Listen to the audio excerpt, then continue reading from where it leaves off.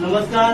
तर आज आम्ही चिंचोली लिंबाजी येथील आरोग्य केंद्रात या ठिकाणी आलो असता तर या ठिकाणी येण्याचे कारण असं की आता या गेले 5-6 महिन्यापासून या सरकारी दवाखाना एकदम चांगल्या पद्धतीने या ठिकाणी चालू आहे आणि एकदम चांगलं कर्मचारी, चांगले मॅडम, अधिकारी या ठिकाणी भेटलेले आहे. तर एक या त्यांच्या चांगल्या कामाबद्दल आम्ही सर्व मित्रमंडळी व चिंचोली लिंबाजी गावाच्या वतीने आज या सरकारी दवाखान्याला भेट देण्यासाठी आलेलो आहे.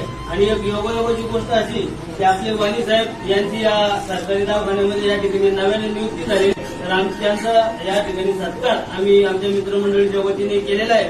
आणि मी सर्व या सरकारी दवाखान्यातील कर्मचाऱ्यांना विनंती करतो की तुम्ही आता या 5-6 महिन्यापासून चांगला दवाखाना चालू आहे आणि अजून तुम्ही चांगल्या प्रकारे दवाखाना या ठिकाणी चालू करावे. कारण मॅडम, मला वाटतं मॅडम एखादा दिवस सुट्टी घेतली की मॅडम या ठिकाणी कंटिन्यू आम्हाला या ठिकाणी दिसते. तर मॅडमजी, तुमचं खरंच आमच्या चिंचोली लिंबाजी गावाच्या वतीने मनपूर्वक धन्यवाद. अशी तुमच्या हातून आमच्या चिंचोली गावाची व चिंचोली परिसराची सेवा तुमच्या हातून घडत राहो. आणि मी अभंग साहेबांचा या ठिकाणी धन्यवाद व्यक्त करतो की एक तक्रार आम्ही त्यांच्याकडे घेऊन आलो होतो की बाबा ते पोस्ट पीएमचं जे रूम आहे ती रूम त्या ठिकाणी खराब झाली होती आणि आम्ही त्यांना सांगितलं होतं की आम्ही या ठिकाणी कॉन्ट्रीब्युशन करून ती रूम त्या ठिकाणी व्यवस्थित करतो.